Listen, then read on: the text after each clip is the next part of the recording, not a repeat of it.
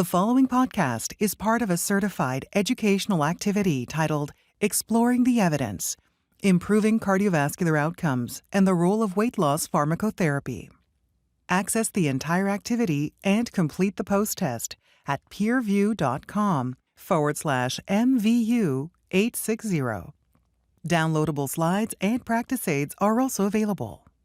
Hello, this is Michael Linkoff from the Department of Cardiovascular Medicine at the Cleveland Clinic in Cleveland, Ohio. Welcome to this educational activity focused on recent research presented at the American College of Cardiology 73rd Annual Scientific Sessions on weight loss pharmacotherapy and its impact on cardiovascular outcomes in people with obesity. This activity is part of an educational curriculum on this rapidly developing topic. You can access the full curriculum at peerview.com/obesitycvd. Our goals for today are to appreciate the cardiovascular impact of obesity and the need to prioritize its management, to summarize the relevant data on anti-obesity medications and their cardiovascular effects presented at the American College of Cardiology 73rd Annual Scientific Session, and to integrate these data into cardiology practice when providing care to patients with obesity.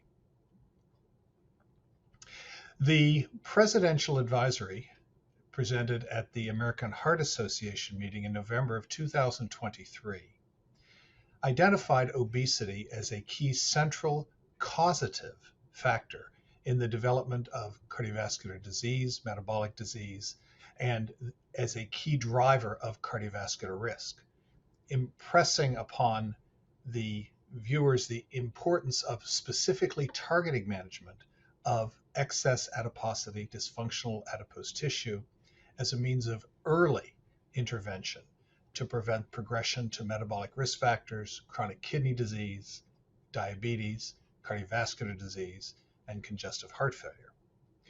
The central importance of obesity, overweight, and dysfunctional body fat highlights the importance of the new therapies that have been and are currently being developed to address not only the excess adipose tissue, but also the cardiovascular and metabolic downstream effects of dysfunctional adipose tissue.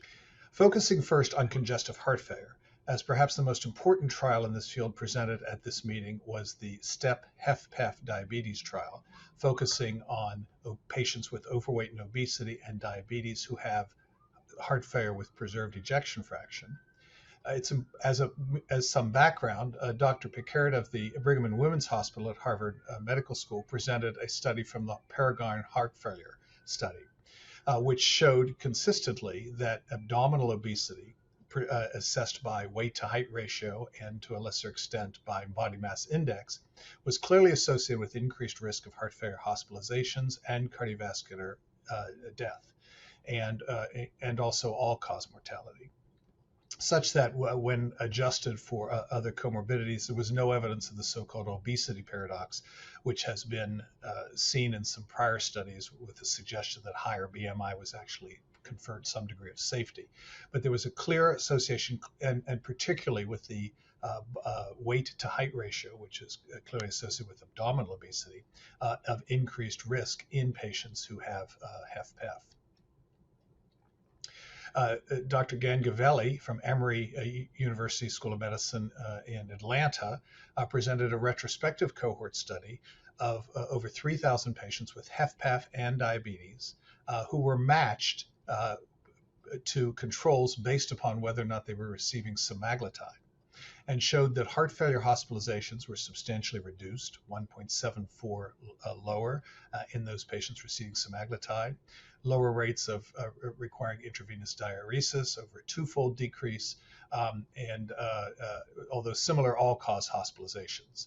So a retrospective analysis suggesting a clinical benefit in patients with HFpEF who are receiving semaglutide. The important finding, of course, from the randomized trial presented at this meeting was the STEP-HFpEF diabetes trial. Mikhail Kosoborod from Kansas City presented this important trial. This was a follow-on trial to a trial previously presented at the European Society of Cardiology meeting That trial, the STEP-HFpEF trial, had studied patients with heart failure with preserved ejection fraction and overweight or obesity who did not have diabetes, and had randomized those patients to semaglutide versus placebo. This trial, a companion trial, randomized patients with similar baseline characteristics, but those who had type 2 diabetes. All patients had ejection fractions greater than 45% and a clinical diagnosis of heart failure with preserved ejection fraction. They all had a body mass index of greater than 30 kilograms per meter squared and were randomized to standard of care for their heart failure, but superimposed upon which was semaglutide at the 2.4 milligram subcutaneous once weekly dose versus placebo. The primary endpoint of this study was the KCCQ-10 clinical summary score, the quality of life score, and a co-primary endpoint was body weight, and confirmatory secondary endpoints were 6-minute walk distance, a hierarchical composite which, expressed as a win ratio, and changes in HSCRP. Of the 616 patients enrolled in the trial, 44% were female. They had a median body mass index of 37. 64% had stage 2 or greater obesity with a BMI of greater than 35. There was a high prevalence of inflammation, as noted by a median CRP of 3.7 milligrams per deciliter. The median ejection fraction was 57%, so this was clearly a group of patients with HFpEF, and New York Heart Association Class 2 was present in 72% of patients. At baseline and as background therapy, these patients were very well treated for their underlying heart failure. 80% were using diuretics, ACE inhibitors, ARBs, or ARNIs, and 83% were on beta blockers. Importantly, 35% of these patients were also using SGLT2 inhibitors. So again, they were well treated for their underlying heart failure syndrome. The co-primary endpoints, as I noted, were the KCCQ-10 clinical summary score and body weight, changes in body weight. For both of these, semaglutide was associated with significant improvement in both of these endpoints. So for the KCCQ clinical summary score, the estimated difference was 7.3 points over the 1 year of follow-up, with a substantial reduction in body weight, 6.4 percentage point placebo-corrected difference in the two treatment groups. There were also reductions in A1C, despite well-controlled glycemia at baseline, and no changes or no increase in the risk of clinically significant hypoglycemia. With regard to the confirmatory secondary endpoints, the 6-minute walk test difference was substantial, with a 14.3 meter difference in the 6-minute walk test, placebo-corrected. And then by the stratified win ratio, which was a composite of the various endpoints in a hierarchical fashion, there was a significant difference favoring semaglutide for all of the components. The clinical events of death or heart failure hospitalization were very infrequent, very small numbers with this small trial, although the trends continued to favor as well semaglutide for the trial. I had noted earlier that this was a group of patients who had a high prevalence of inflammation as signaled by a high sensitivity CRP, and semaglutide was associated with significant reduction in the CRP levels over the course of the study. There were some limitations, of course, in the trial. The percentage of Black patients was lower than what had been reported nationally among patients with HFpEF. So there's some limitation in terms of the trial's generalizability. And of course, this trial followed patients for 1 year, whereas HFpEF is a lifetime diagnosis. On the other hand, the effects of semaglutide do suggest persistent improvements over the time period tested, and the expectation could reasonably be that if patients were maintained on semaglutide with the persistence of the weight loss and the metabolic improvements, that there would be durability of the effects on the endpoints, although this can't be presumed. Most importantly, this trial was not designed nor powered to evaluate events such as hospitalization or urgent visits for heart failure. This would require, of course, a much larger clinical events trial, but nevertheless, these findings for all of the surrogate endpoints and the quality of life endpoints were quite consistent. Moreover, they were quite consistent with the previous trial that I had mentioned at the beginning of this, that is the STEP-HFpEF trial, which had been presented in August of 2023, with very similar improvements in the KCCQ score. The body weight reduction with the patients with diabetes in this trial was less than in patients without diabetes in the other trial, which is consistent with the general literature and trials of the GLP-1 receptor agonists. But overall, these findings were very similar among patients with or without diabetes who had overweight or obesity and who had heart failure with preserved ejection fraction, of important reductions in the consequences of, in terms of quality of life and functionality, of heart failure with preserved ejection fraction. So this consistency provides reassurance that semaglutide is an effective option with a very favorable safety endpoint across a broad population of patients. It improved outcomes, also importantly, regardless of whether or not patients received SGLT2 inhibitors in the subgroup analyses. One could argue that a trial performed now in a more current era may have a higher use of SGLT2, but the expectation based upon the subgroup analyses in this trial was that we would see similar benefit. And the trials in particular combined suggest that the mechanisms of benefit with semaglutide do extend beyond the weight loss itself. There was less weight loss with the patients who had diabetes in this current trial as compared to patients who did not have diabetes in the prior companion trial, and yet very similar effects on the quality of life as assessed by KCCQ and on the functional improvements as well. So it suggests other effects beyond weight loss, direct effects perhaps on decongestion, vascular, skeletal muscle, mitochondrial function, epicardial adipose tissue, and inflammation.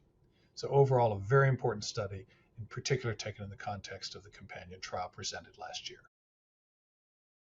In other studies focusing on the cardiovascular outcomes related to atherosclerotic consequences of overweight, obesity, metabolic syndrome, and cardiovascular disease, Dr. Anwar of the Houston Methodist Hospital did an analysis of plaque volumes from the Miami Heart Study. This was a study in which there was measurement of calcified plaques, non-calcified plaques, and total plaque volumes across patients, and there was a clear correlation with increased waist circumference and increased waist to hip ratio, measurements of adiposity, of increasing non-calcified plaque volume, whereas there was no difference among the different body mass index groups with calcified plaque volume. So suggesting that there are different relationships between mechanisms of developing plaque as related to overweight, obesity, and the metabolic changes associated with overweight and obesity. And so also suggesting that different therapies would be effective in reducing atherosclerotic burden in patients dependent upon their primary pathogenic mechanism and whether or not that reflects the metabolic derangements associated with overweight and obesity. Dr. Ostrominski from the Brigham and Women's Hospital in Boston presented a study looking at real-world evidence of anti-obesity medication use between 2018 and 2022. They showed a substantial uptake, particularly between 2020 and 2021, in the proportion of patients who were receiving anti-obesity medications. They looked at about 19,000 first-time prescriptions, and they increased substantially over that time period. The agents that increased most notably were the GLP-1 receptor agonists, semaglutide and liraglutide. And such by 2022, these constituted the vast majority of the anti-obesity medications, with a small proportion of patients receiving naltrexone, bupropion, and phentermine topiramate. With regard to who was prescribing these medications, they noted that virtually the vast majority of these were being prescribed by primary care physicians, primary care practitioners, or weight management practitioners. Also, a proportion by practitioners who are endocrinologists, but a very small number were actually being prescribed. 0.76% of the anti-obesity medications were being prescribed by cardiologists, even as recently as 2022. So this provided some impetus here to understand the different practice patterns and also the educational needs and the comfort needs to allow cardiologists who see many of these patients to begin to prescribe these medications for patients who would benefit. There are a number of anti-obesity medications that have been approved historically. Several of them at various time points have been removed from the market. Other medications not shown on this slide, but there are agents that act centrally: naltrexone, bupropion, phentermine, and topiramate, and phentermine. These agents have modest effects on weight loss. Of course, the real change in the management of overweight and obesity has come from the data that's derived from the GLP-1 receptor agonists, initially developed for treatment of diabetes, but shown to be potent in the reduction in body weight. Liraglutide and semaglutide are approved for weight loss, and tirzepatide recently, the dual receptor agonist, has been approved as well. And of course, there's now in the pipeline a variety of newer drugs that have different routes of administration or act on multiple receptors or different analogs. And of course, it's going to be very exciting to see where these arise now in clinical practice over time. With regard to the GLP-1 receptor agonists, the cardiovascular benefits are likely to be related to both indirect and direct effects. Indirect from the standpoint that these agents have effects on renal function, on reduction of blood pressure, reduction, of course, in body weight centrally, reductions in inflammation, improvements in glycemic control, and even coagulation. But also there are direct effects with receptors in myocardial tissue and in vascular tissue. And so effects on local inflammation and local ischemic injury, glucose uptake, LV function, smooth muscle function, etc. And so there are likely multiple effects which may explain the cardiovascular benefits seen with these agents. Relating to follow-up for the groups of patients that were studied in the SELECT trial, just as a summary, the semaglutide demonstrated that overweight and obesity, the SELECT trial demonstrated that overweight and obesity are key pathologic drivers in the progression and incidence of cardiovascular disease, and that these are modifiable risk factors. In that trial, patients who were randomized to semaglutide versus placebo who had overweight or obesity and pre-existing cardiovascular disease, but who did not have diabetes, over a mean follow-up period of about 40 months, had a significant 20% reduction in their risks of the composite endpoint of cardiovascular death, non-fatal myocardial infarction, and non-fatal stroke. So event rate of 8% versus 6.5%. So real-world studies looking at the generalizability some of which were presented at this meeting provide important information about who and what patients potentially benefit.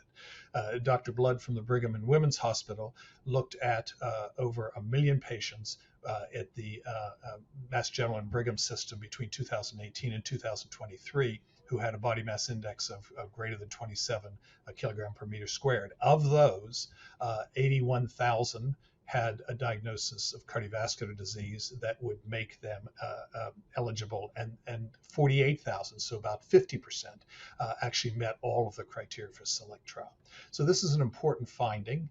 It suggests that of patients with cardiovascular disease, pre-existing cardiovascular disease, a large proportion, near 50% or more, would actually qualify based upon the criteria that were needed to enroll in the SELECT trial and would potentially benefit from semaglutide in reduction of their cardiovascular burden. Dr. Manabolo at the UCLA Lundquist Institute in California looked at effects of GLP-1 receptor agonists on epicardial adipose tissue as a means of trying to tease out some of the potential mechanisms of benefit of this class of drugs in patients who are treated for overweight and obesity. In this study of patients who underwent non-contrast cardiac CT at baseline and 12 months follow-up after being randomized to semaglutide or to placebo, they showed substantial reductions in the volume of epicardial adipose tissue and increases in the density of epicardial adipose tissue. Both volume and low density of epicardial adipose tissue has been correlated with increased cardiovascular risk. It's felt to be inflammatory and to promote progression of atherosclerosis. And so they showed direct findings that suggest a benefit of semaglutide, GLP-1 receptor agonism, on the epicardial tissue, on the epicardial fat, which may be promoting cardiovascular disease. Dr. Zhou and colleagues at Fudan University in Shanghai looked at the consistency of benefit across both cardiovascular and renal outcomes among patients with diabetes who had been treated with semaglutide in 2 trials. They pulled data from the SUSTAIN-6 study and the PIONEER-6 study.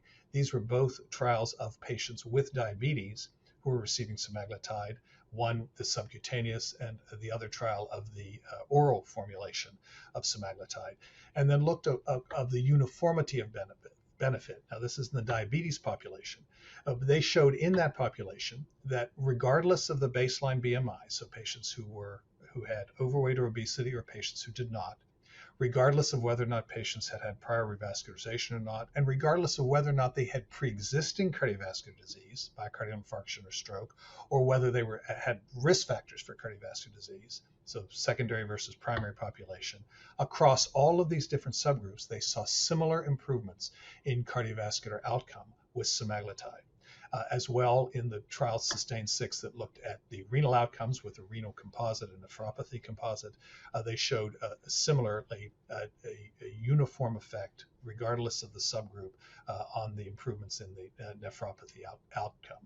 So this was important, although in patients without diabetes, we're focusing on patients with overweight and obesity and with pre-existing cardiovascular disease in the one trial that showed benefit, the SELECT trial. This shows, at least in the patients, the population of patients with diabetes, there's a very uniform effect regardless of the other pre-existing characteristics, that is, whether or not they have overweight or obesity, whether or not they have pre-existing cardiovascular disease.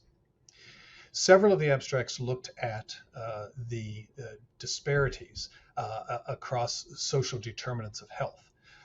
Dr. Phillip at Houston Methodist Hospital in Texas looked at the outcomes in terms of premature mortality by social determinants of health as well as obesity, and showed an additive or effect of both of these characteristics on premature mortality, showing that in a registry of 136,000 participants, that mortality rates were consistently higher among patients with socially determinant of health, a high social determinant of health burden, particularly with patients who had both the combination of higher obesity class and higher burden of social determinants of health.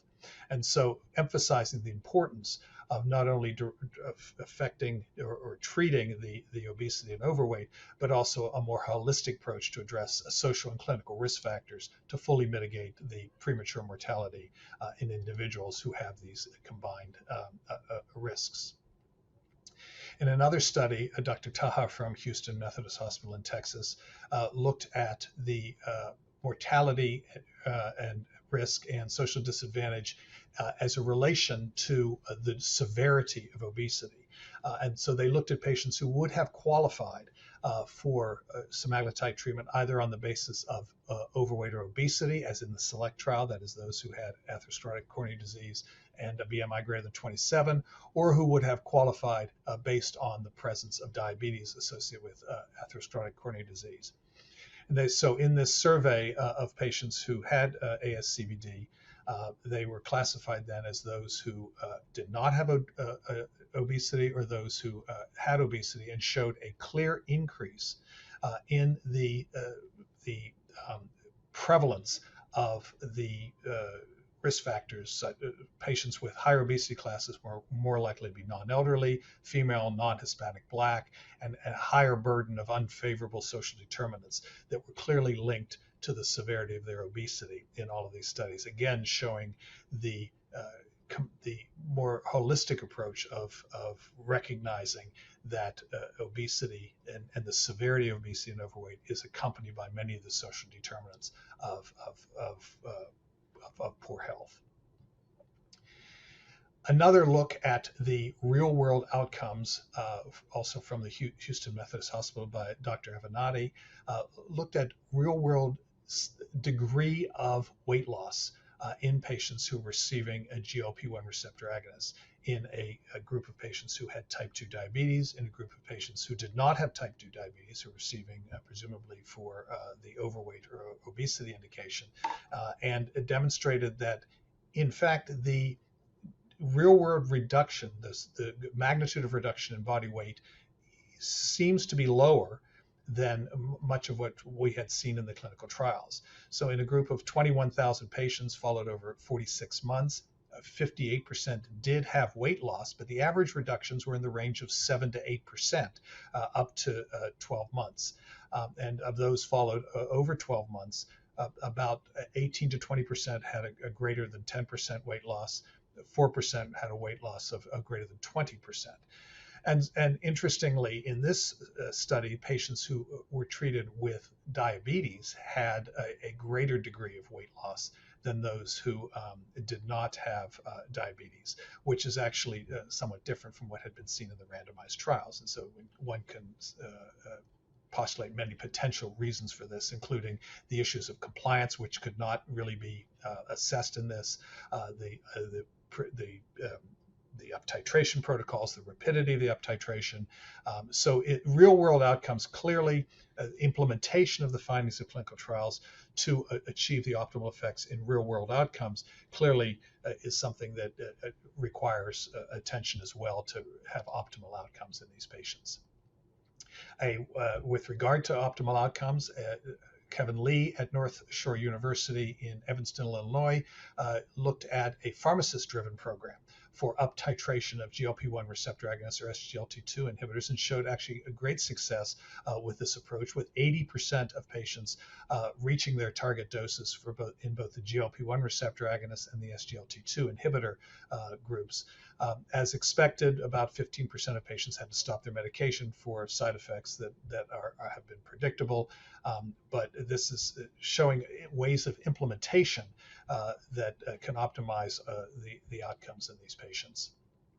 There were also abstracts looking at the newer agents, the multiple receptor agonists, tirzepatide, which affects both the GLP-1 receptor as well as the GIP receptor.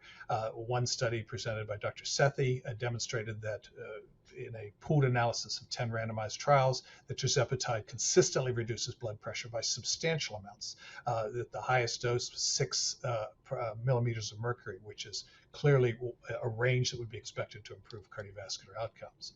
In another study of a receptor agonist, 3 randomized controlled trials of retatrutide showed substantial reductions in blood sugar, A1C, and body weight, and also substantial reductions in blood pressure, 5.7 millimeters systolic, which again would be expect to be associated with substantial improvements in cardiovascular outcome. So a lot of excitement with regard to some of the newer agents that are being developed and have not yet been shown in cardiovascular outcome trials to reduce cardiovascular events, but thus far, for all of the biomarkers and all of the risk factors associated with cardiovascular disease, we would expect substantial improvements. So from the standpoint of applying this to our clinical practice, data continue to emerge, expanding on the observed benefits of GLP-1 receptor agonists on biomarkers and outcomes that are related to cardiovascular ischemic events, the heart failure complications, and kidney function in patients with diabetes and/or overweight or obesity.